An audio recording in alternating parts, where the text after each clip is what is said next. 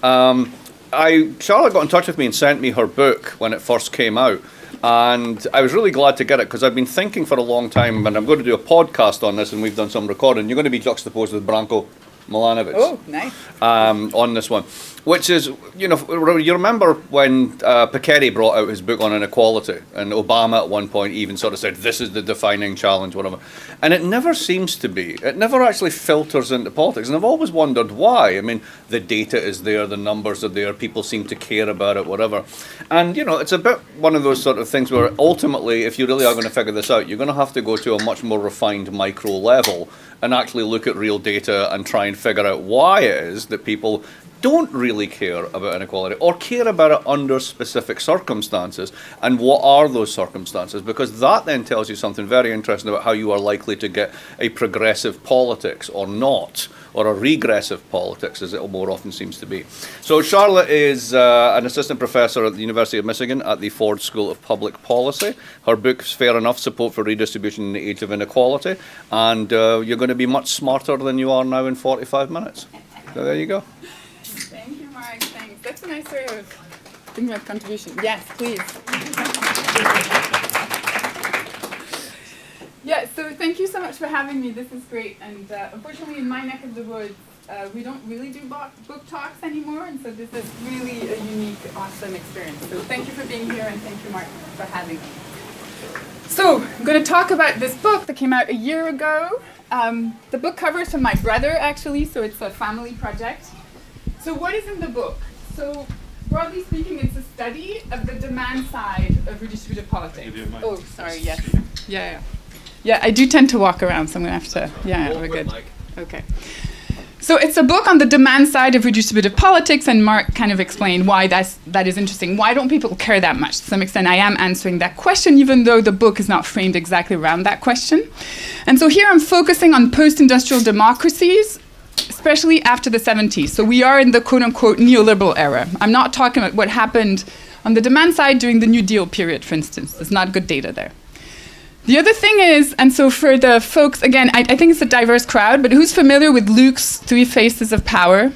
There are a few folks? Okay. This is a book on thinking about phase 3.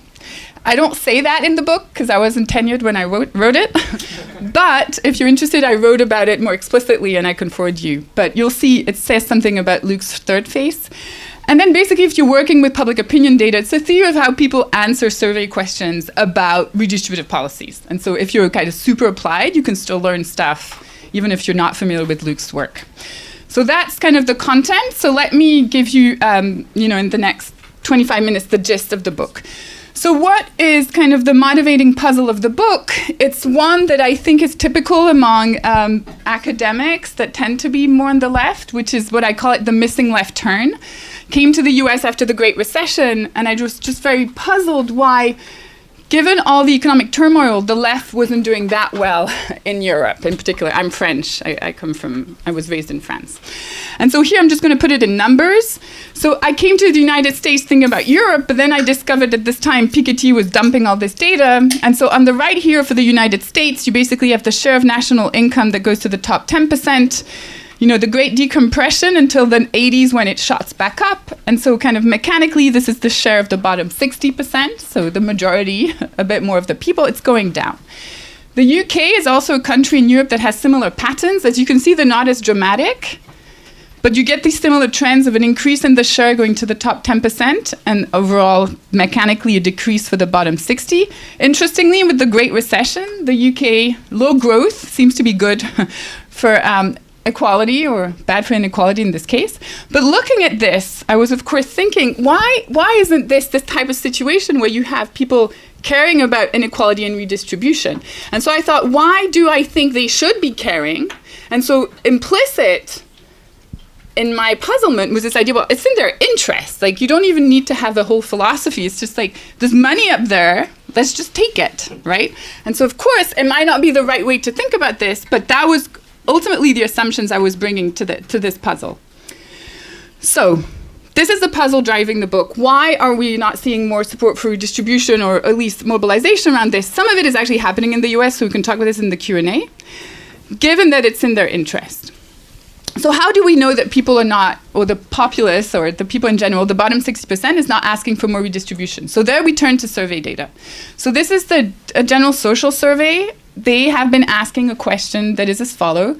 Think of a score of 1, meaning that the government should not concern itself with reducing income differences, and a score of 7, as meaning that the government ought to reduce the income differences between rich and poor. So I take that item, it's been asked repeatedly over time, and I separate, just to help you out a little bit, between folks who on average pick an answer that signals that they think the government ought to reduce income differences. There is a neither option, so folks who don't commit, and then folks who are actually on average putting an answer that is no government action. And so basically, I can plot the data however I want. This is one way that I like to present it, but there's fluctuation, but overall things are quite stable on the long run. Okay? So there's not a decline in the US case, but on average, things are pretty stable. There are a few seats. There's one here if you guys want to come and sit in the front. So maybe while the average is stable, at least we're seeing some reshuffling under the hood, which is that even if on average things are not changing, are we seeing the rich getting a little anxious about redistribution and the poor getting a bit more enthusiastic, and they might cancel each other out, resulting in this stable trend. Well, here what I've plotted is my attempt with this data to look at the income gap in these answers. So here, basically what it means, we're in the positive. Each of these dots is telling us the difference in, here I've coded it as opposition to redistribution between the rich and the poor. And so this means that the rich, on average, more opposed to redistribution than the poor. Think top 20% versus bottom 20% of the income distribution. However, as you can see, this gap is declining over time. Okay, so it's like, not only are things stable, under the hood, income is less and less of a predictor over time of attitudes towards redistribution.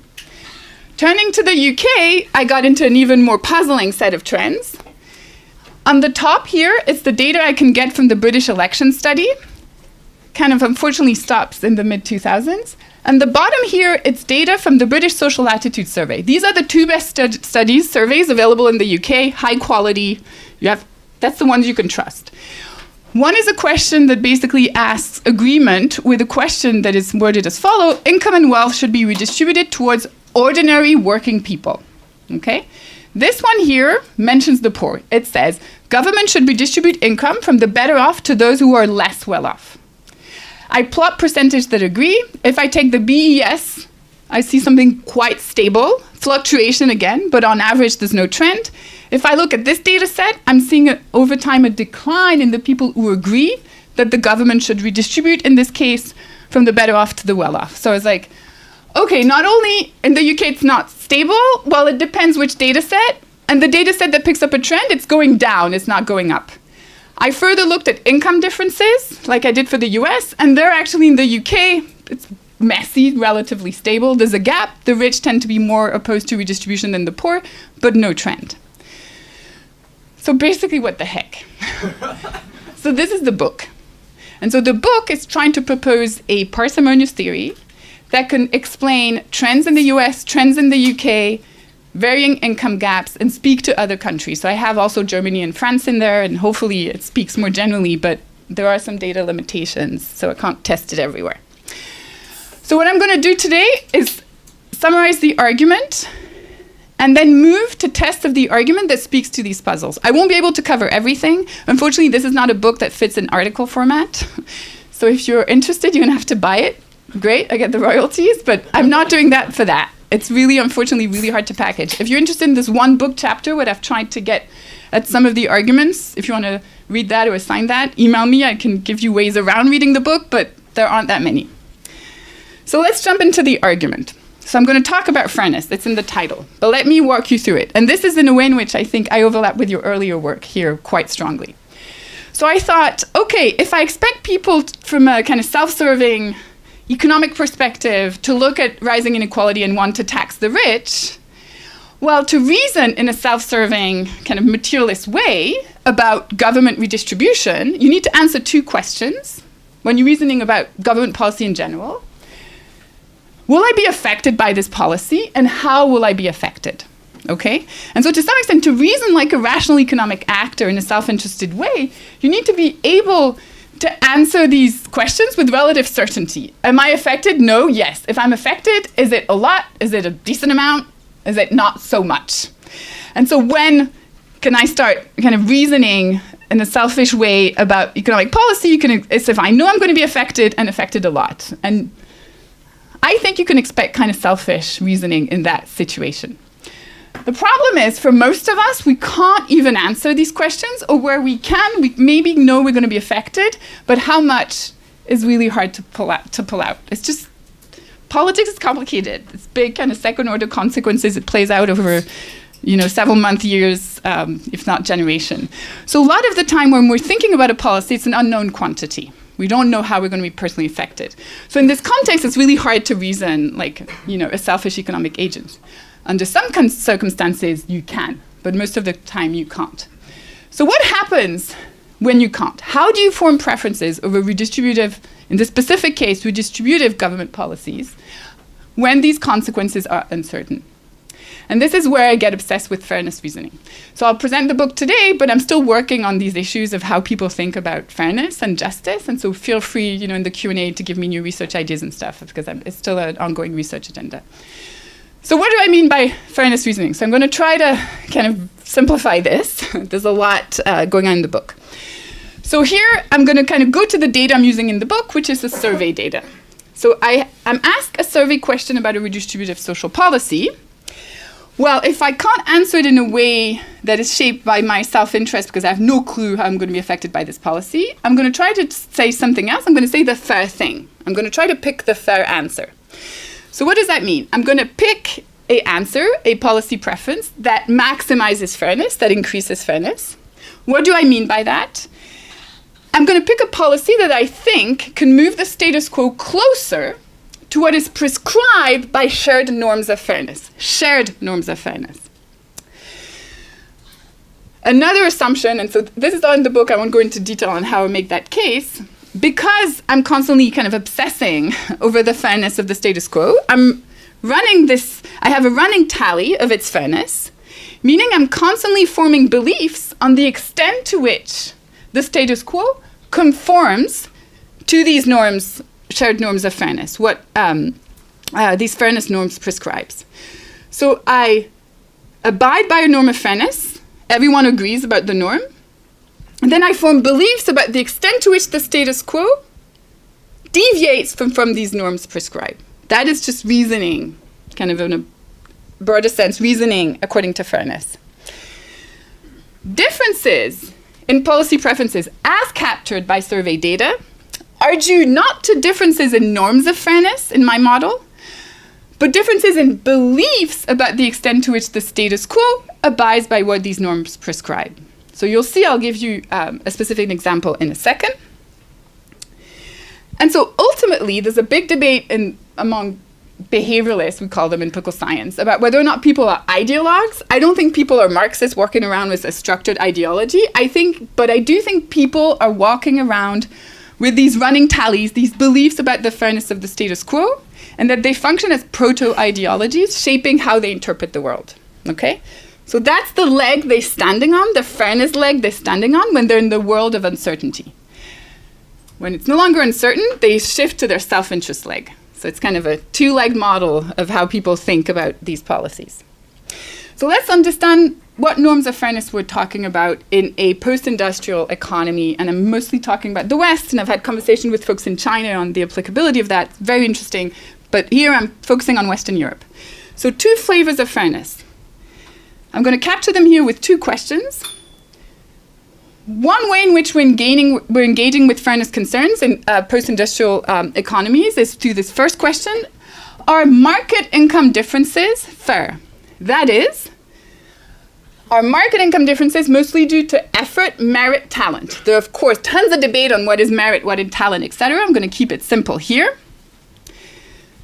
Is the system fair as defined by to what extent the system mostly reflects differences in effort, merit, talent, etc.? Let's call it meritocracy.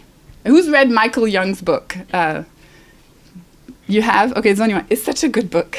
Anyway, so meritocracy, I'm using it not, Michael Young used it, but concept of meritocracy, that's the kind of first moral world I'm talking about here. But then there's a second way in which people are engaging or making fairness evaluation, and it's the answer to the second question.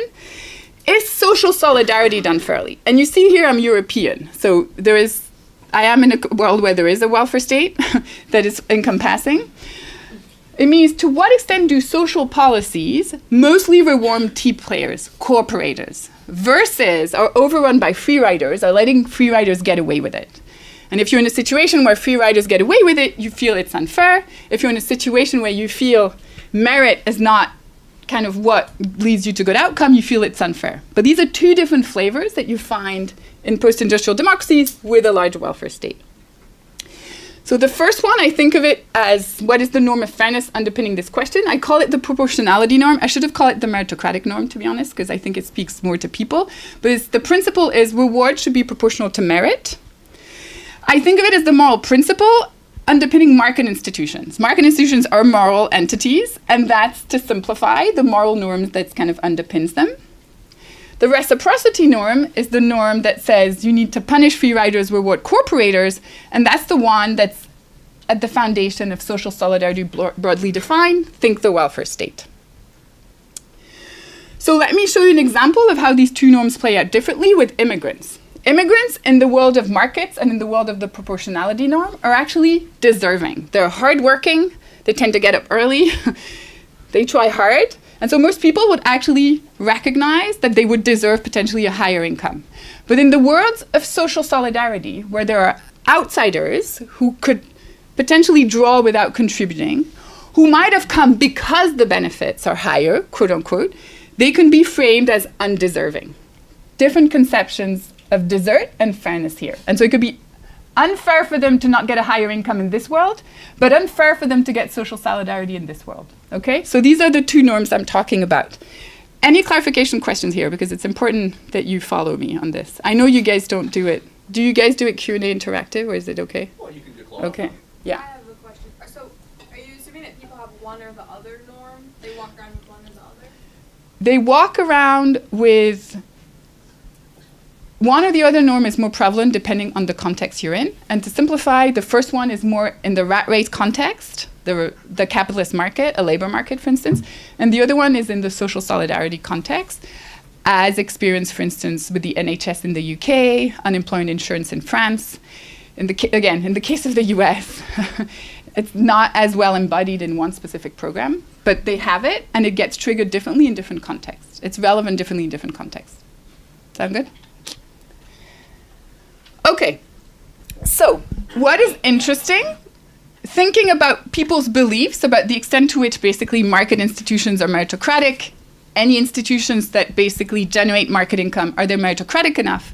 That if you look in the data, people's beliefs about whether or not the status quo deviates from this norm of meritocracy are actually quite selfish. People who do well at school and end up with a higher income are more likely to think the capitalist system is fair as this norm. Like, it's in the data, sorry guys. You might not agree, and again, there's a lot of noise in the data, but on average, it's true. When it comes to this answer to this other question, to what extent do I think that social solidarity is fair as defined by reciprocity? It gets really messy, and it's really interesting, and that's what I've been working on. So why is it messy? Well, it's messy because it's not a rat race. It's about cooperation. It's about group boundaries. And most importantly, it's about free riding. And the concept of free riding, what economists call moral hazard, is very interesting because we all have an intuitive understanding of it, but the way it plays out in practice is hard to predict. So bottom line, someone who is more likely to benefit from social solidarity because of their position in the labor market, which is on average they're poor, they're more likely to be unemployed, etc., are not more likely to think that there's not a lot of free riders. So basically, the best predictor for someone who thinks that social solidarity is fair and it's not overrun by free riding is two things: whether or not you have a degree. And why is that? Because that predicts your attitudes on law and order issues. And so basically what's going on here, and I'm kind of still working on it, it sounds like the way you think about redistributive justice in the realm of social solidarity is similar to the way you think about retributive justice in the realm of law and order. And so I'm still working on this part. I'll just leave it aside for the moment. Much messier to understand. But let me show you some of the data for why this is interesting. So to try to proxy how people on average, what's the running tally on how meritocratic capitalism is, I've had to kind of deal with what I can find in survey data. So this is the British Social Attitude Survey. They have we'll start with these actually. They have a bunch of questions that basically ask, do you think working people are getting their fair share, right? So it's focusing on the extent to which capitalism is rewarding the kind of blue-collar hard worker versus kind of the lazy capitalist. They're a little old-school questions. They were formulated in the kind of 60s and 70s, but that's the best I have. Is there one law for the rich and one for the poor? So capturing the kind of fairness of capitalism broadly defined. This is highly correlated with questions about government support for redistribution by the government, questions about tax progressivity, again, the role of the government in reducing income differences. All these items tend to go together. There's another set of items that I look at that are asking, do you think, in this case, because of what I can find, it's mostly questions about the prevalence of free riding among the unemployed.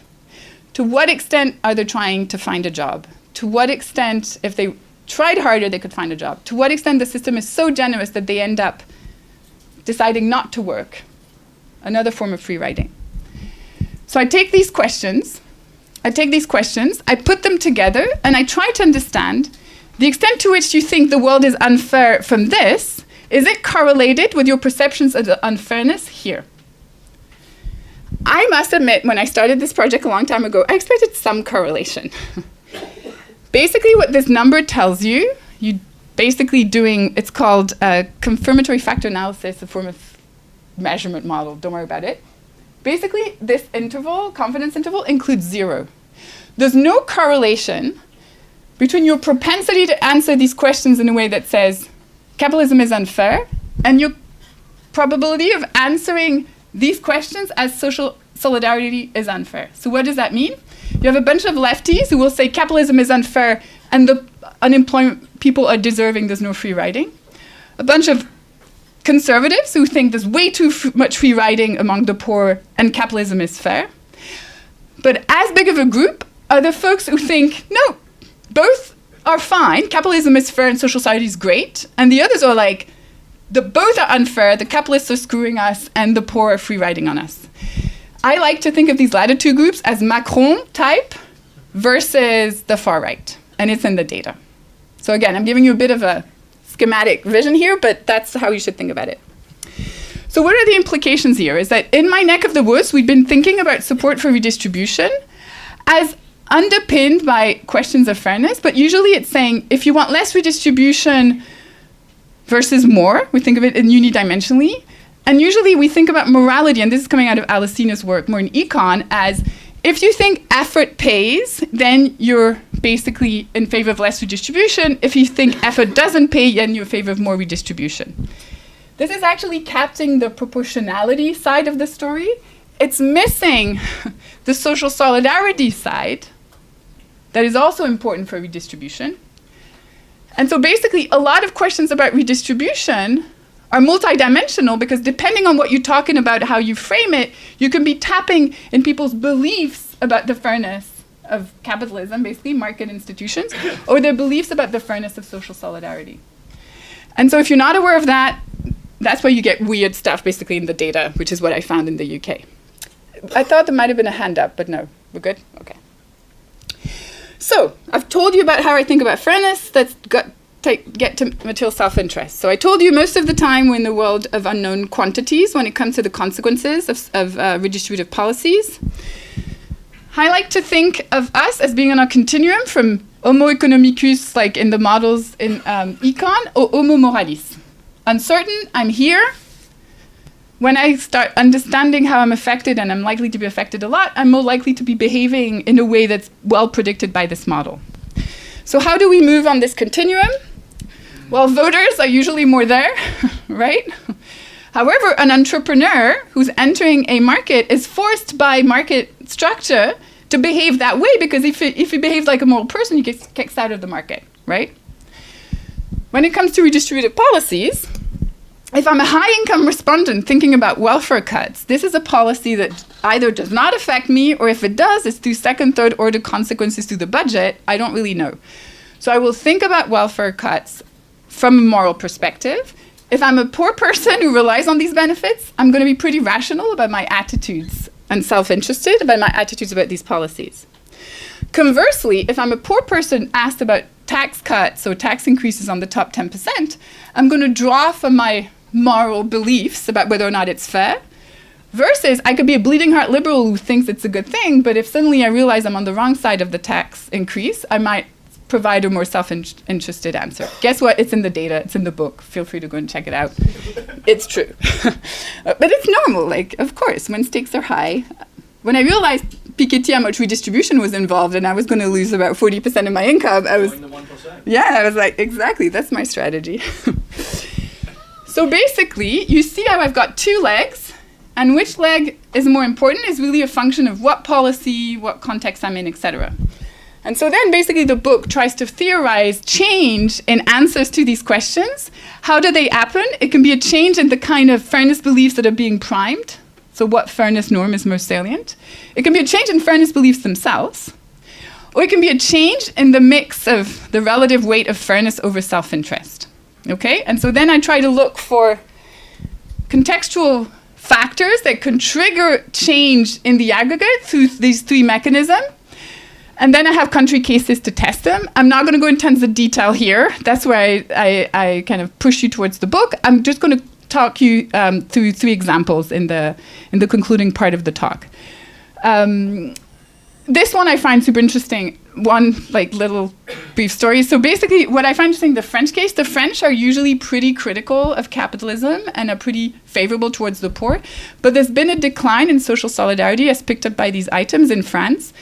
And based on the data, it seems to be tied to really sharp tax increases following the Holland presidency, because people started seeing the cost, basically, of providing kind of pro-poor answers to these questions, because suddenly there was kind of pretty sharp increase in taxes. I won't talk about this today, but just wanted to flag it. So let's go back to the original puzzles. So what's happening in Great Britain? Is it stable or declining? Well, in the case of Great Britain for that puzzle, it's just a problem of survey design. So basically what you find, it's that usually the question that asks about redistribution of income by the government, especially in the European context, is really mostly shaped by your beliefs about whether or not capitalism is meritocratic. Especially when the question talks about redistribution from the rich to the ordinary person and doesn't mention the poor, okay? So that's the BES question. It's asked in the survey, and so over time, that answer is actually pretty stable. What is happening in the BSES is that, first of all, it has the word poor in it, so it triggers people to think about free riding in the realm of social solidarity. And the question about redistribution is literally asked right after a bundle of questions about free riding, about the deservingness of the unemployed. So there's a framing effect going on here. So if it's declining, it means that beliefs about the prevalence of free riding in the realm of social solidarity are also going towards a more pessimistic side, right? It's increasingly unfair. Thus, I don't want to help the poor because there are a bunch of undeserving free riders. I turn against social solidarity. So what does the data tell us?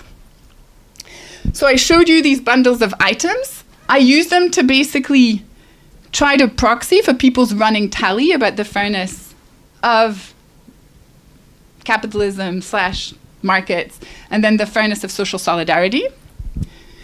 So you have an index that someone gives mostly questions that are, yeah, it's roughly fair, for instance, there's no free riding, or to the other end, super unfair, tons of free riding. On the left, I've plotted average answers to these questions on this questions about how meritocratic capitalism is, and it's quite stable in the UK. Here I've coded it such that if it goes up, it's more unfair. Quite in this realm, it's this more conservative anti-social solidarity answer. And so what you see in the British case is there's been a conservative shift in answers to questions about free riding. A bit of a reversal again after the Great Recession, but we've never come back to levels that we were basically in patterns of answers in the 80s. And so because of that shift, basically, that item is picking up on that shift. Because these beliefs about the fairness of social solidarity are moving towards a it's unfair, there's a lot of free riding direction, this question about should we redistribute income from the better off to the poor is picking up on that trend, and so you're seeing a decline. I found one survey wave where this question was asked again without having right before a bunch of questions about the unemployed and the poor. And there I find a much higher support for redistribution because people don't have these beliefs primed at the time they're answering the question. So that's kind of puzzle number one. It's a typical measurement survey design issue. Here, I've taken, again, these proportionality beliefs, so beliefs about the extent to which income is rewarded in ways that are proportional to merit, talent, etc. And I've broken them down by whether or not you identify as a Labour voter or a Conservative. Everyone familiar enough with British politics? Centre left, centre right. And broke them down by income. So what do you notice? Rich people have, on average, they think the system is fair and meritocratic, more so than the poor. Okay? Yes, there are some party differences. Interestingly, the income gap is bigger among the Conservatives here. But basically, there is an income gradient, and things are pretty stable over time. And the Conservatives, on average, are more likely to think the system is fair as defined by the proportionality norm. Now, let me show you the exact same analysis, but focusing on these reciprocity beliefs. So here, things flip. It's actually low-income folks who are more likely to think that this social solidarity is unfair because of a lot of free riders. The rich on the, not a big gap, okay, but the rich are more likely, again, this is coded where if you have lower values, there's less free riding, higher values, more free riding. You can see again these trends, okay? Still also in the Conservative Party, not as marked as in the Labour Party. So these are these beliefs, okay? These are beliefs that are going to shape how you think, for instance, about cuts to welfare. I'll finish that sentence, I'll come to you. So if my theory is right, remember I said that rich people, when they think about cuts to welfare, they're most likely to put their moral homo moralis hat on. So if this is true, the change in beliefs should affect the answers to questions about welfare cuts more so for the rich than for the poor. Everyone's following me here? Do you have a question? So just to clarify, so then lower income people tend to believe that, tend to doubt social solidarity or view. Do you think, why do you suppose that is? Like, do you think as beneficiaries of the welfare state, they're more likely to see abuse or problems in it that makes them... That hypothesis has been tested, but it's hard to find. So if you look at variation in proximity to even recipients, which you could say is potentially proportional to proximity to abuse, there's no evidence of that. Here, literally, at least in my data, it's mechanically tied to the fact that low-income people are more likely to be from occupations that are more likely to be what we call authoritarian on law and order questions, which I hate that concept. But they're more likely to want kind of tough laws and to constantly think that people are trying to, they need stiffer sentences. People are abusing. Like it's, again, I'm still working on what that means, but that's partly why lower income are actually seem less trustful of social solidarity. Okay, that's what's driving this here. Not an explanation, just a correlation. So going back to my relationship again, here, it should be high income, we're more behaving like moral individuals, and low income, we're more kind of thinking about cuts to welfare in a more self-interested way. What do we notice? So on the left, this is the full sample. You realize that when people are asked, do you favor a cut in welfare? The less than 20% of the bottom quintile support that, and it's pretty stable over time. It's not going up. The big action is happening in the top 20% of the income distribution because fairness beliefs have changed there, and that is translating. The homo moralis, it's translating in different answers to welfare cuts. It's happening in both parties. The structure is a little different, but the rich are shifting in both parties. The recovery is a little faster among high-income labor folks here, not among conservatives, okay? So what is interesting here is that, actually, I'm going to come to that later.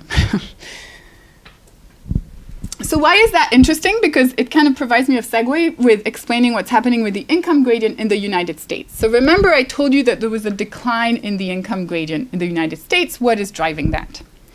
So the usual story, and I just keep fighting against any journalist who kind of reaches to me on this topic, they always say, isn't this a story of low-income white voters, who are turning against redistribution because of racial resentment? And so the idea, why would this income gap be decreasing? It's because support for redistribution is going down among the poor and kind of converging towards that of the rich, because it's going to these minorities that are lazy, blah, blah, blah, blah, blah. According to my story, actually no, it should be the rich folks who are more moral when they think about. So the one assumption here that I don't have time to take in detail, but in the American context, when you guys think about redistribution, it's usually welfare. So it's usually about stuff that go to the poor, it's more means tested, etc. So in this context, the rich are more likely to have their moral hat on. This is not a question about taxing the rich, okay? This is a question about redistribution to the poor. And so in this context, it should actually be driven by high-income white voters who for some reason find social solidarity fair, that are actually converging towards the poor in their level of support for redistribution or opposition to cuts or a decrease in social solidarity. And this is what's happening. So here, basically, I've taken the item that I told you about on income redistribution in the DSS. I've broken it down by income and by party. Basically, what do you see? There's a general trend in the Republican Party to kind of move towards less support for redistribution. However, support for redistribution here, how did I code it here? Yeah, so here, sorry, it's not very consistent across graph. Here, it's my low-income folks, and it's the percentage who think the government should redistribute income. So among Republicans, poor Republicans are more likely to agree that there should be income redistribution, especially relative to rich Republicans. There's a strong gap. Overall, there is a move towards less support, but there's a strong gap, strong income gradient. Where there's been a change in income differences that is driving the overall change I showed you, it's among Democrats, where you're seeing a huge increase in support for redistribution among high-income Democrats, to the point where now they're undistinguishable from low-income Democrats. And actually, it's not a story of low-income support among low-income whites. It's actually a story of increase in support among bleeding heart liberals, to simplify a little bit. The last stuff, the goal of this book is explaining the missing left turn. And so I'll just conclude on that and tell you, please ask me more, because it's actually a more complicated story than it sounds. So why are we not seeing a missing left turn? Why don't people care about redistribution as their context is changing around them? So first of all, to the extent that you're in a world of uncertainty and you're relying on these fairness beliefs are actually pretty hard to change. The UK is the only country I found with quite good evidence that there was a change in fairness beliefs. Again, think of them as assets. You invest in a vision of the world. You're not going to suddenly update it. And it's hard to update these things. And so part of the disconnect between what's happening in the economy and mass attitudes is that we rely on our fairness beliefs. They're pretty stable. And so they have these stabilizing properties to public opinion. And they generate a wedge between what's happening in the real world and policy preferences. So here, to believe me that they're stable, I can show you the data. But let me show you something else that's interesting here. So remember how I showed you at the individual level that if I know how you answer a bunch of questions about the prevalence of free riding among the poor, I cannot predict how you're going to answer questions about the fairness of capitalism and the market economy, etc. That was at the individual level. Now let's do the exact same analysis and move it to the country level. So I've ordered countries as to what extent on average people in this country think that there's less versus more free riding, and to what extent I'm in a country where I think capitalism is unfair versus fair. So let's take here two countries, France and Denmark. Denmark is a country that is at a similar level on this measure than the US and how it thinks about the fairness of capitalism. So it's two ways to find the status quo fair. You might say that the Danes have a better case if they went to the a court of truth or something. But both of them are looking at their status quo as fair, okay? The French, on the other hand, and anyone who's been to the country knows that. It's like you just can't convince them that capitalism can get anything right, especially not a fair distribution of income. However, another key difference between Denmark and France is in terms of how they perceive social solidarity. The Danes also think that social solidarity is roughly done fairly on average, at least more so than the French. The French on this are closer to the Polish folks, which again, I don't know Eastern Europe that well, but it's kind of very similar patterns of answers. So why is this important? Think about Macron, who, advised by Jean Tirole, a Nobel Prize, has really been advocating for a flex security model in the French case that says, unleash the forces of capitalism on the market, but have this generous social insurance model, unemployment model in particular. Well, this is a type of policy that is perfect in the Danish case because they trust that if you unleash the forces of capitalism, it will be done in a fair way. And they trust that if you help the folks who don't succeed under that policy, they won't be free riding. So that kind of policy in the French context, where they neither trust capitalism nor social solidarity, is not going to stick. It didn't stick. It kind of has stuck in weird ways, but it was helped by COVID, if you ask me, because it kind of killed a lot of the opposition. These fairness beliefs are not just stabilizing everything, they're shaping the ability of different types of policies to stick, basically. And so here I took the example of flex security. So why no missing left turn? Again, if you think basically of countries into kind of moral equilibriums, kind of stabilizes everything. And this is where I'm just going to say, ask me later. But if you study the equilibrium, how these fairness beliefs are distributed across political parties, you realize that it's much more in the interest, especially of the center left, to mobilize people on let's redistribute to social solidarity in a fair way. However, if you're interested in redistributing income dramatically, you should be tackling what Hacker calls pre-distribution. You should be tackling how markets are generating inequality in the first place. And there, it's really hard to build coalition for these types of policies. So even if the demand side is pretty flat, on the kind of supply side, it's hard for politicians to find political solutions in favor of pretty radical kind of redistributive policies. Again, I'm happy to show you the data later, but that's kind of the main insight. So there we go, plenty more in the book. Let's do it, Q&A.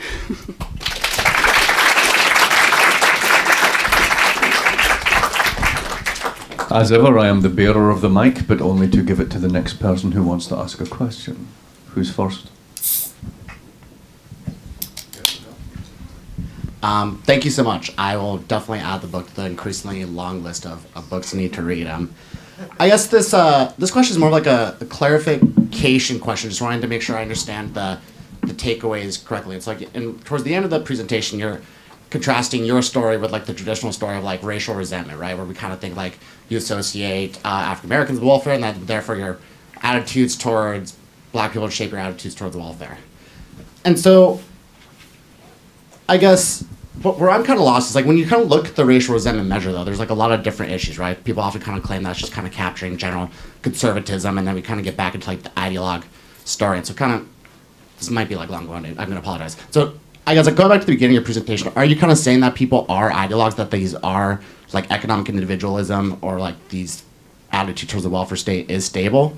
And then is so far as like the liberal story then just like that people have like similar instance, or like both Democrats, Republicans believe certain policies affect certain groups the same way, but then the attitudes towards that group just shape it? Or like, I guess I'm just trying to figure out. Yeah. So there's two ways to think about this. One is to say the model, and that's why a lot of my grant proposals fail, because I have an Americanist that says exactly like that. It's all about who do you think is the group benefiting from these policies, and it's all about your affect toward this group that then.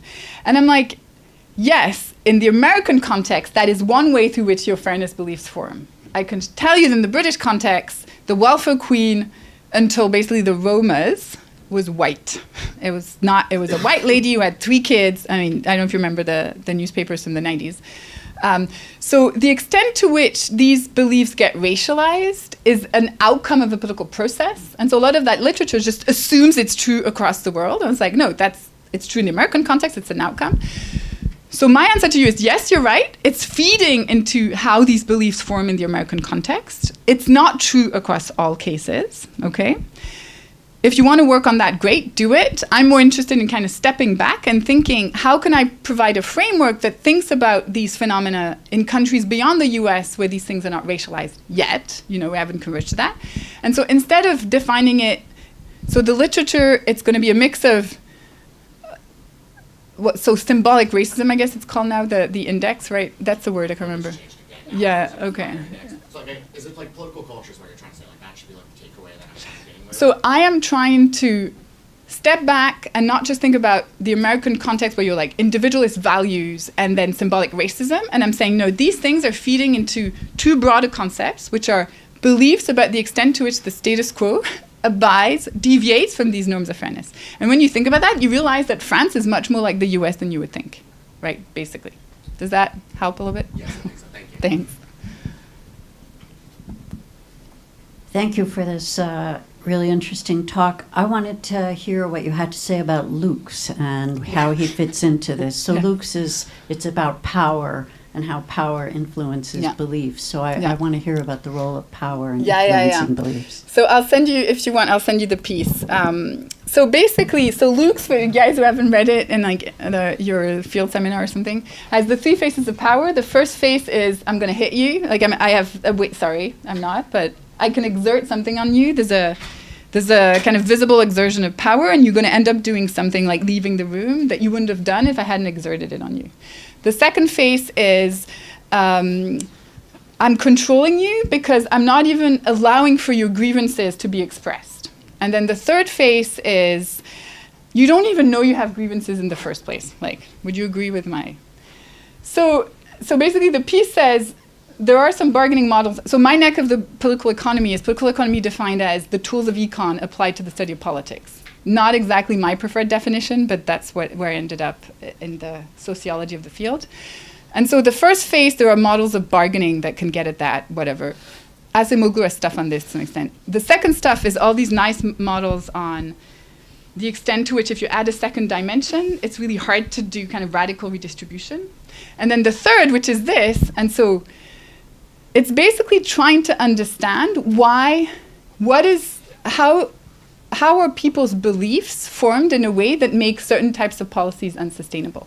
And I think where my work differs from Luke's is as I was writing this and doing this research, you could see how you could come to a combination of fairness beliefs that are inhospitable to radical policies that would actually objectively benefit some groups in society, without having a big bad wolf, without having, in the case of Gaventa, the local mine landlord or in the case of Gramsci, some kind of, it's just, societies have a need for justification. So we have norms of fairness to justify stuff to each other. We need to form fairness beliefs because otherwise it's just hard we all are proto-ideological in some fashion. And you can have equilibrium outcomes. That's where I'm a bit of an econ, I guess, where without even some kind of danger, some kind of them controlling the kind of beliefs that form, that can be inhospitable to redistribution. So in that sense, I'm looking at the role of ideas, mass ideas, in putting some issues off the agenda. Where I think I thought was interesting in doing that exercise is that I don't think you need an organized elite to still get that outcome, I guess. Does that answer your question? Yeah. There was a hand up. Oh yeah, sorry. Go ahead. So to think about like general takeaways and how to like apply this in the real world. If you're saying that like, wow, like people are less disposed to like redistribute through welfare because they think they're free riders, but then more people are thinking that capitalism is unfair. So do you see like labor and redistribution of wealth via higher wages, maybe limit or like limits on like executive compensation and like more worker strikes as a way to redistribute wealth, if not through like welfare?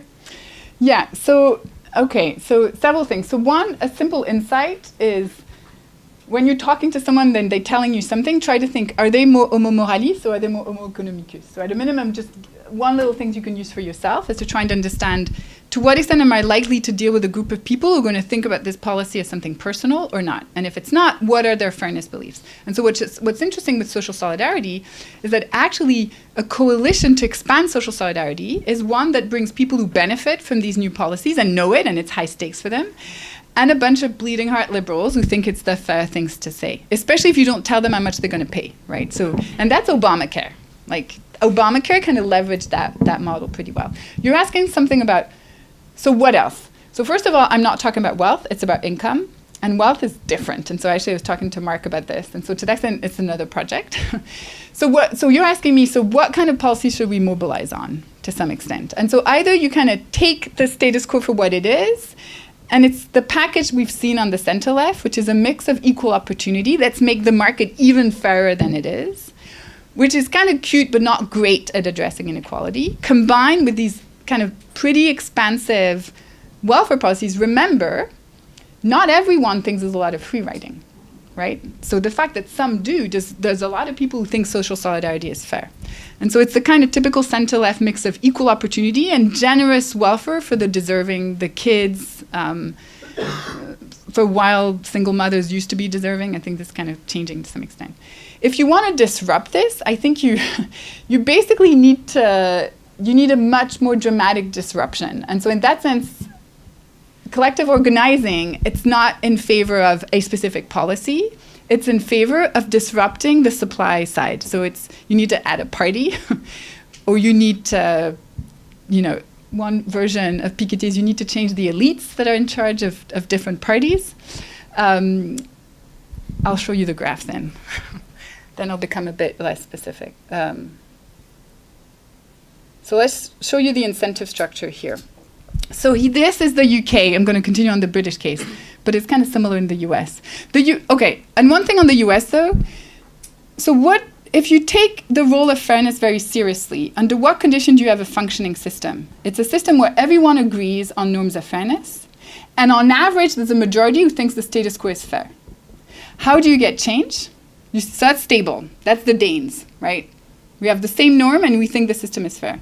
You can get change if suddenly you shift from a majority who thinks it's fair to a majority who thinks it's unfair. We're still using the same norm, and then a majority slowly shifts to different policies.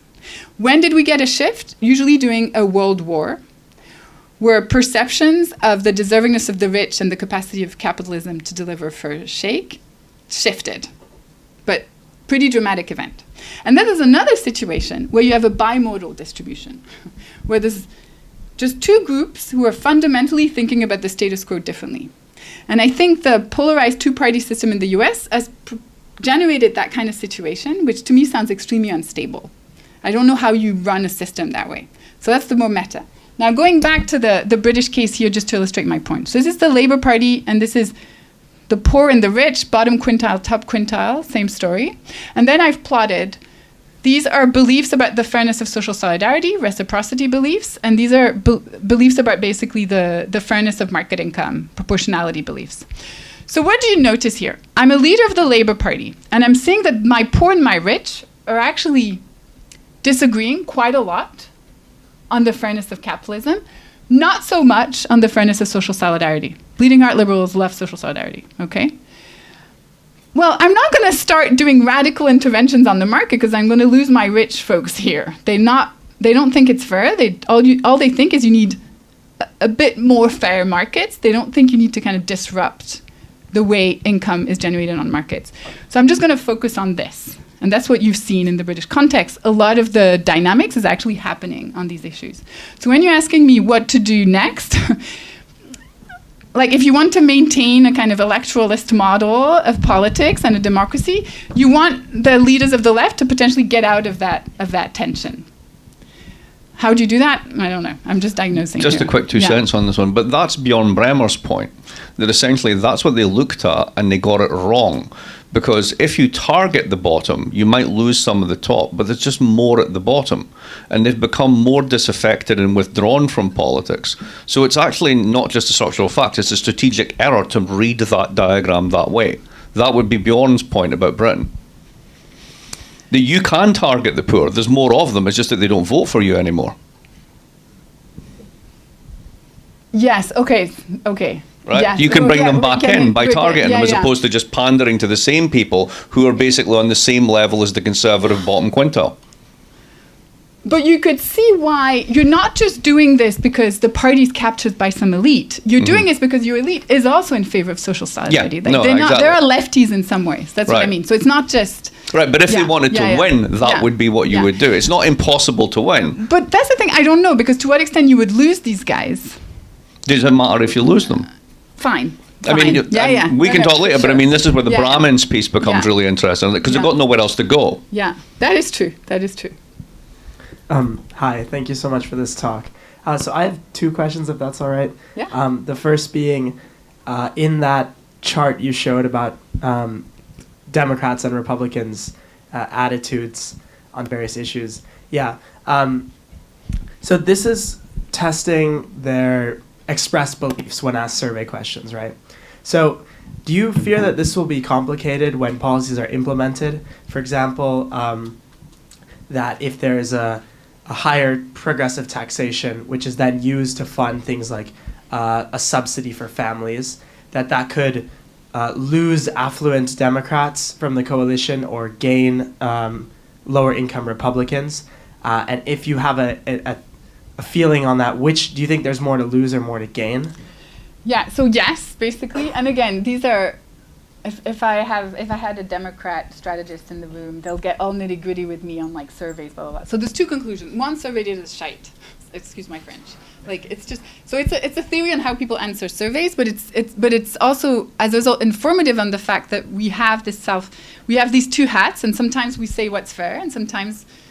But when it's high stakes, like we do the self-interested thing and it's rational, right? And so, but your question is, to what extent would you gain more poor folks relative to the kind of rich?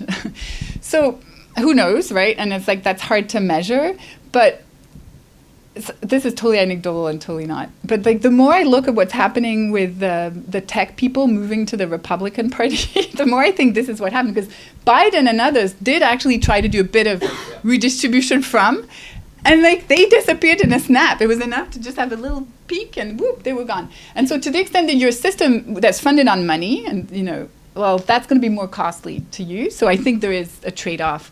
In political systems where money is not that important, actually, where there are true caps to campaign limits and stuff, where they don't have another party to go to, well, I'm trying to think, where would they go? The Bleak House was the British case. They would go to the Tories, I think. Yeah, or the Greens, yeah. But the point is, you need to make... Because they're British Greens, not Greens in general. They're a weird bunch. Believe it or not. Yeah, they're in a few cities. Yeah. But yeah, so if I was a risk-averse person, I would think the trade-off, like, it's not. And also, you have to realize, like, it's not enough to just tell people, we're going to do policies that are going to benefit you. Like, I need to believe you. I need to wait for the whole policy cycle. And so ultimately, it's going to take the experience of receiving something to create a constituency. That's what Roosevelt understood, FDR understood really well. And the second question, yeah. My second question is, do you think like mass immigration can threaten social solidarity in a way that diminishes support for redistribution, and in a high trust society like Denmark or in a low trust society like America? Yeah, so it's my second book project that's nearly finished. So if you go on my website, you'll find some papers. Okay, so, I have a lot of books to buy now. There's a Journal of Economic Literature piece where I basically say immigration is not a threat to the welfare state. In Europe, here, we'll talk about the US in a second, the welfare state is a threat to immigration, right? And so why is that? Is that, yes, people might not want to share and do social solidarity with immigrants and develop beliefs that make them think that social solidarity is done unfairly because it's going to immigrants and kind of feeding into that declining trust and perception that the system's fair. But it's also in a context where these programs are so generous and affects our lives and we're receiving them, self-interest is going to make you want to fight back, and it's going to feed what we call in Europe welfare chauvinism, right? So it's this idea that we want as or more redistribution, but for us. And so the far right has moved to that program now. The AfD is a bit of a mixed bunch for the moment, but maybe what's her name? I can't. The Yeah, anyway. But on average, and so in that sense, I don't think it's a threat because immigration came after the welfare state. America is a case where diversity, it's not diversity, slavery and racial hierarchy came before the welfare state. And so to some extent, immigration, to me, is not having whatever impact it's having on American society, it's not happening through the debate on the welfare state, because the welfare state is either not big enough or too well closed, right? It's actually hard for immigrants to access most social benefits here. In Europe, in the UK, you step foot on the territory, you have access to the NHS. It's kind of amazing. I was trying to pay. Every time I go, it's like, let me pay something. I'm not paying. It's impossible. They don't even have a receipt. And so in that sense, that's key for Europe. But again, it's more the welfare state that's a threat for immigration. So the presence of a large welfare state is reshaping immigration policy. And so Denmark has done quite a lot of moves excluding immigrants from accessing the welfare state. And even the European Union, which used to be the backstop, is kind of now backtracking. And so kind of basic social rights are mostly guaranteed for European Union immigrants, not people outside the European Union. Yeah. Thank you for the excellent research. I really find the proportionality and reciprocity dimension interesting. When in reality, like people having this kind of beliefs, for example, if I'm thinking about redistribution, welfare policy, I think about my relative position along the income rank. So I'm both thinking redistribution from and redistribution to. So in reality, do people really like disentangle these two dimensions? And my second question is, in this graph of different countries have these variations with regard to proportionality and reciprocity norms. How do you explain this variation in a coherent theoretical framework? For example, in UK, you have this survey priming effect. Does it does it exist in France, for example? And France have this kind of fiscal pressure, but in the same time, UK also have austerity for a long time, also experiencing fiscal pressure. So how do we explain this kind of country variations in terms of these two norms? Okay, well, these are. So first of all, so your first question, so do people disentangle? So no, right? And so again, it depends. That's what's so interesting, because some policies are asked in a way that trigger both. And so you ask them one day and the conversation goes in one direction, and the next day it can go in the other. And so you see variation. However, where I do think they disentangle is that thinking in terms of free riding and social solidarity on policies that interfere with, let's call them pre-distribution policies, that interfere with the generation of market income, it makes no sense. Capitalism and markets are designed, that's the whole point of the invisible hand. There's no conception of solidarity, right? And so there are contexts where some beliefs are totally, make no sense even to form or to think about it. But let's think about moments where this is not true. So remember when Obama said, you didn't build this. Do you remember? I don't know if you guys, some of you are a bit too young, but basically I think it was a fundraising dinner or something, and he said, he tried to frame capitalism not as a rat race, a fair rat race, but as a communal cooperative project through public goods, through public education, etc. And it was a big outrage because people saw that if you start thinking and talking about this as a solidarity project, things are going to look very different in terms of what norms of fairness, how you kind of frame who owes what to whatever. And so in the American context, it was just not even a possibility. And so thinking historically, what are the moments where markets can be framed as true solidarity projects? Well, it's when markets are used to fund a war against an existential threat. And so again, I come back to the wars as these really rare moments where the norm of reciprocity can be used more in that realm. Okay? So then your other question, why countries differ? I don't know. Seriously, I don't know. That's where my contribution is super small, right? It's just organizing things, and so I can I can make sense of variation with a pretty parsimonious format. Why do different countries I tend to think more like an economist there, in the sense that I think about fairness beliefs as an empirical manifestation of what I call a moral apparatus. And so in that sense, I'm very functionalist. I think about the role of norms and culture as fostering minimum certainty, meaning you're filling the gap of uncertainty when you don't know how you're going to be impacted, and generating a common shared reality where dissent is channeled through these norms of fairness, right? And so in that sense, that stabilizes stuff. Why some countries stabilize on one equilibrium or the other, I don't know. We don't have enough countries. I'm a bit of a quant there, and so I'm like, sorry. But if you have ideas, at least of some mechanisms, except for wars, I haven't found one yet.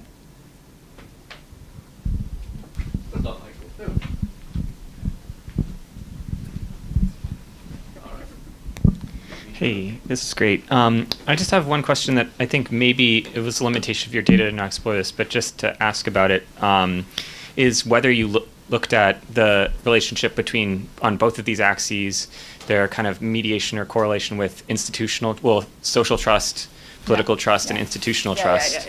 And then, so that's one question. And then the other question is just about the GSS. It's a one-item measure, and you used 2 scalar indexes for in the British case. Is that right? Yeah, so you mean there were way more items in the British Way more items in the British case, and you just use a single item measure in the GSS. Yeah. And did you encounter any things with priming in the ordering in the GSS, or to look at maybe, instances where they had a module where you could do so I didn't find multi-item. any. I didn't find any, but partly because, interestingly, all the deservingness items were all about race, basically, and unfortunately it's not comparable. And so here, basically, how did I position the country? So first of all, for this, I had a bunch of stuff in the world value study where I tried to extract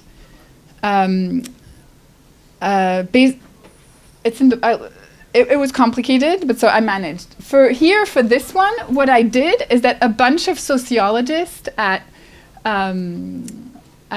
NYU replicated the ESS 1 year for the US. I was lucky, it was around that time. And so it's this one data set that I found. However, there is this one Pew data that I found, it's here. So here what I did is I took a bunch of items, I call them proportionality beliefs, but it's basically items on do you trust business? Do you think business? So it's a bit like the same items in the UK, but it's talking about business. And so here I rank you, it's standardized from you don't trust business to you trust it. And then there was one item that says, do you think too many people are on benefits? Which implicitly I assume was capturing your perceptions that if there's too many, it's because of free riding, it's because you think there's moral hazard, etc. What do you notice? There's no correlation between how you think about businesses and how you answer these questions about benefits. So that's my way of trying to get at a similar disconnect in the US case, given that the data's. So what about the GSS item? So that's it's the only one that I have, but I didn't find any. There couldn't be framing effects because there's literally not of these types of bundles of questions asked, unless it's about race, and I didn't want to go down that route. You asked another question, though. Yeah, the question was about trust. So about social trust, political trust, and institutional trust, and whether you could measure that, and if not, whether you have hypotheses about it.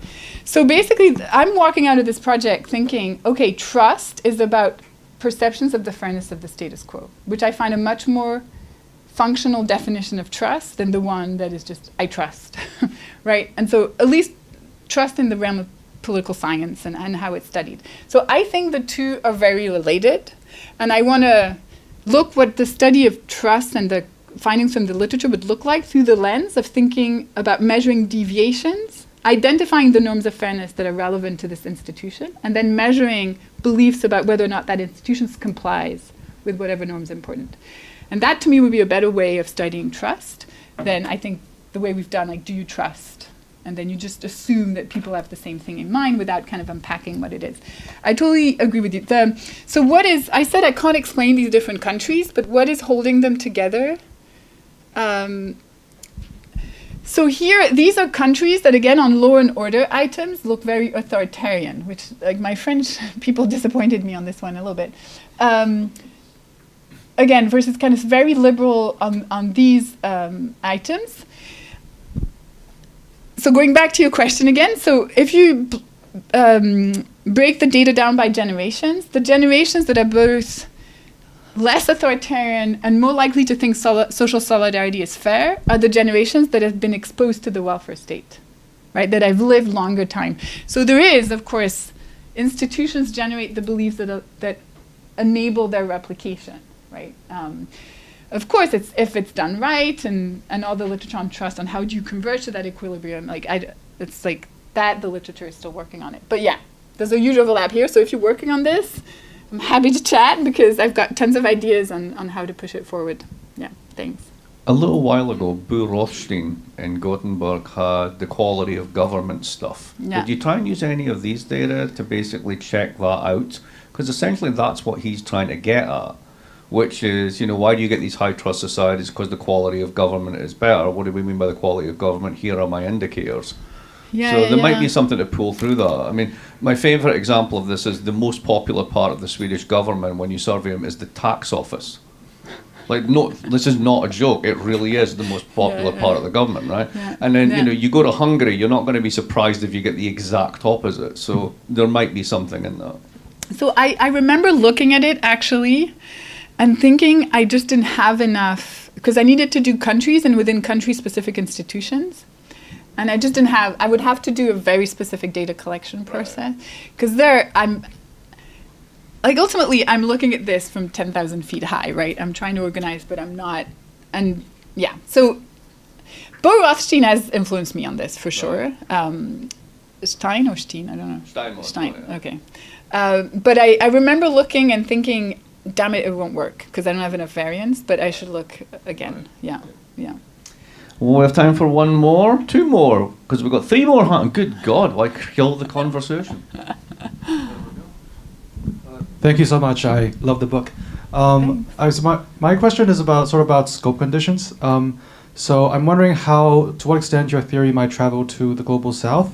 So two things on my mind in particular are if fairness norms are a function of development, then like people in the developing world might have a different set of norms than in the developed world, and B, like people in the developing world might have the same set of norms, but they care like too much about the bread and butter issues to be salient about those beliefs when evaluating these decisions. So thank you. So I totally agree with the latter, actually. I think you're right in the sense that being able to behave like a homo moralis is a luxury good, right? And so to what extent, and that's to some extent Inglehart's point about growth and shifting to post-materialist values, etc. The first point, I don't think I'll be able, first we don't have the data, because I came to this inductively, so you need a lot of data to try to think about it that way. I don't think I can incorporate the global south in a way that I could be like, it's more this norm or blah, blah, blah. However, I think there's a way to study how the norms that we observe in the Western context travel or not to other contexts. And so here I have China and Singapore in mind. So China, for instance, on some measures, look like they're really following the meritocratic norm. So in simple setups, they will make sure that the person who's worked harder gets more of the income. So there's a lot of these behavioral stuff. But there's a really interesting one where they put parents in front of kids, where some kids got more cookies randomly, or they got more cookies because they worked hard at it.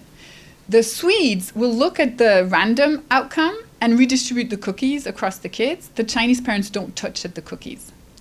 So that there are these cultural differences where there might be general sense of effort should pay, but then how people think about luck, or how they think about once you've got something, can I take it from you, seem to vary a lot culturally. And so at a minimum, trying to understand cross-national variation in this basic norm of meritocracy would be a good way to, in a structured fashion, start thinking more globally about norms of fairness and in this context. Singapore, this is a super recent project. Anyone has been to Singapore by any chance? It seems like they're freaking out over bottlenecks. Like the meritocratic system is on coke over there, and it's like everyone, it's like the Young book, right? And so this microcosm where you can study when you have a system that everyone thinks is super fair, but it's kind of reached its end goal because it's not able to deliver upward mobility to everybody because there's just too many people with a college degree and not enough good position, and then there's a lot of foreigners coming in with better skills, et cetera, et cetera. like what happens in this kind of control condition, that would be like super interesting. So that's my only ideas of like meso projects to try to think about these things more systematically. Big picture, I don't know. I would need to live in each of these countries, and I don't have time. I'll bring it. Our guests don't have to move. Oh, thank you. Yeah, I didn't actually. Thanks. Thank you for the excellent lecture, and thank you for hanging out for those few of us that are. Of course, this is remaining. great. Two questions. The first is rhetorical, which is, does enhancing attendance by free lunch a form of income redistribution?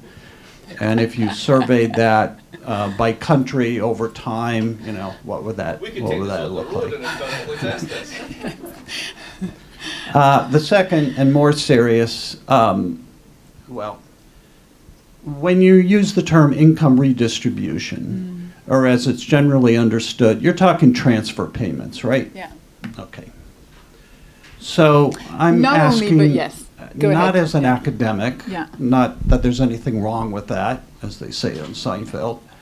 I'm asking as a post-retirement anti-poverty practitioner, in the sense that I've done hours and hours and hours of work, both in financial literacy education and in particular offering free tax preparation services to income qualified individuals.